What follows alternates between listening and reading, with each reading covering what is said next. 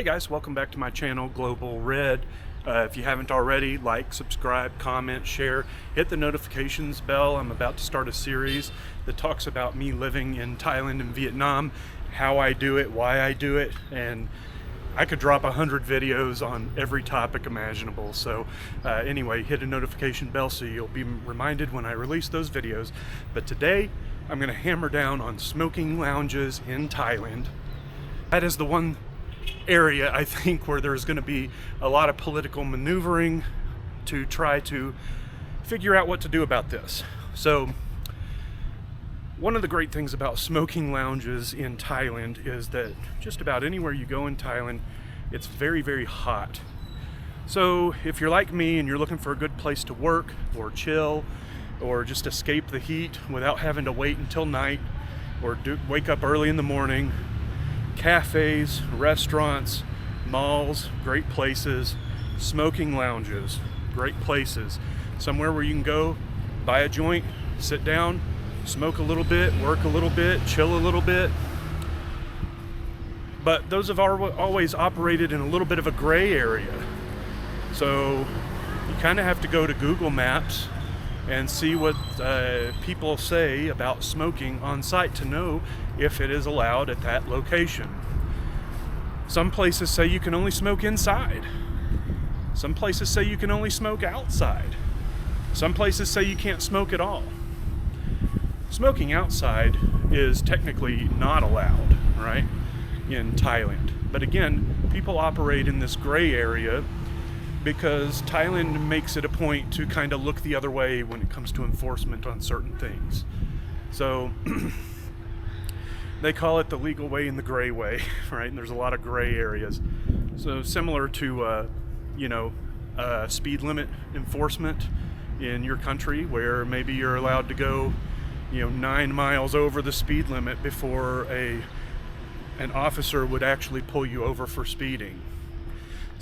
So individual owners kind of take their own liberty as to what that means for them as a business owner. So with the focus now on this new law, and it will be enforced, there's been a reprieve 30 to 60 days from June 30th before enforcement will kind of start in full. Side note on that, 30 to 60 days is a long time right now because there are suspensions of there's a lot of political maneuvering going on right now with coalition that kind of fell apart as a result of protest to something completely unrelated. But the party that now kind of is the ruling party has say, and they want to do what the public wants, by the way, which is to enforce a few more regulations. I've got a full video on this. You want to check it out. It's called The Future of Cannabis in Thailand. I think it's like 7 or 8 minutes. You can check it out in whichever corner I've got it in. But the language of the law that is to be enforced is that in order to smoke on site, it has to be done with an attending physician on site, right?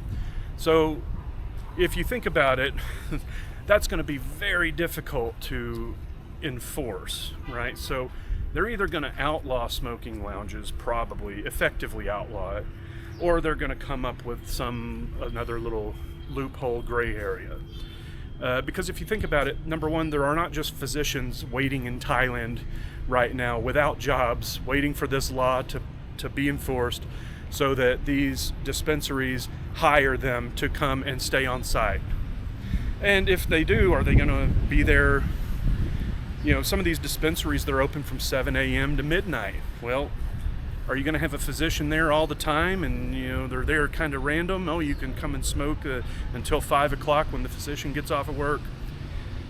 I don't know. But say in America, there's I call it the med spa approach. Med spas offer, clinical type services, and they're supposed to be under the tutelage of an attending physician, but they are not on site. So they maybe vouch for this place, but they don't have to be on site. In many cases, there's one doctor for many different med spas, right? So if there's ever a question or something that needs to be done, you reach out there. But some of these bigger places in Thailand are going to be able to absorb this type of thing if it ends up being going into full enforcement effect.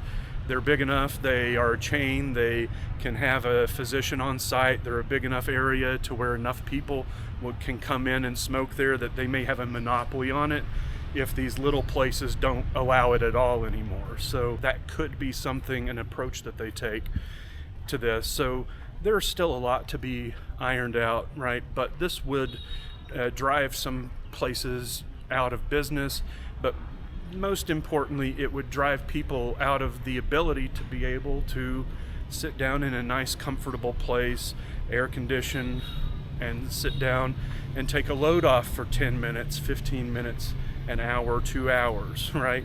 So those type of places in Thailand are very valuable for someone like me who has a hard time with that excess heat and does what I do what I can to avoid it, you know, at particular times of the day. So anyway, that's just a little bit on that topic, and I won't go too far into that. I just wanted to reach out and let you know right now you're still going to be able to find places that do this, but if they are operating kind of in the gray areas of the law, then you may see some of them pulling back even though enforcement hasn't strictly started in full effect. They may just see the writing on the wall coming. But you as a consumer, your best bet is to line up a place where you can go and get your medical certificate. I talk about that in the other video so that you're prepared when there is enforcement. You can just walk in with your prescription and your medical certificate and at least purchase. You can take it back, you know, someplace where you can, you know, smoke it if you're not able to smoke on site anymore. So just a few words on that. Wanted to get that out of the way, and if I see any updates, I'll let you know. I'll be back in Thailand here in a couple of weeks, and I have it set up where I think I'm going to be able to go in and get my medical certificate, but I'm going to drop a video when that happens and let you know what my experience is like. Okay, thanks a lot, and again, like, subscribe, comment, and share. Make sure you don't miss my upcoming videos on Thailand plus Vietnam and how I live between the two of them indefinitely. It's going to be a good one, right? I'll talk about everything in this series. Okay, all right, thanks a lot, guys. We'll catch you later. Bye.